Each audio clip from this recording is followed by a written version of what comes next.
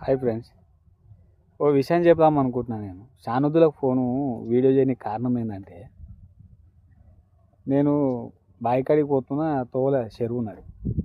Vote వేయనిపోయినా నేను వాస్తవానికి vote వేసిన. మా గౌజ్ బాయ్ ఒక ఆయన ఫోన్ చేసిండు, చేపలకు పోతున్నా అన్నాడు.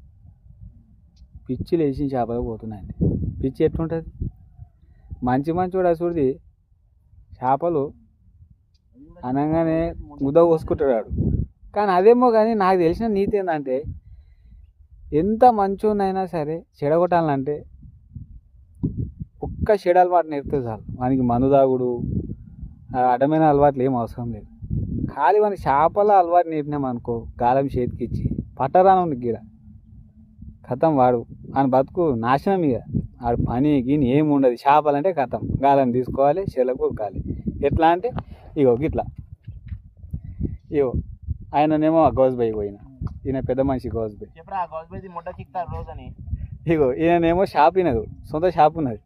పోదామని పెద్ద మనిషి అనగానే షాప్ ఇడిచిపెట్టి వచ్చిన పెద్ద మనిషి ఈయన నాకు ఫోన్ చేయగానే ఆయన ఫోన్ చేసి నేను ఫోన్ చేసి, నేను కూడా పిచ్చిపోకు ముండ కొడుకునే ఊరికొచ్చినాయి. ఇక గట్ల ఉంటుంది షాప్లో. షికారు అంటేనే గబ్బు.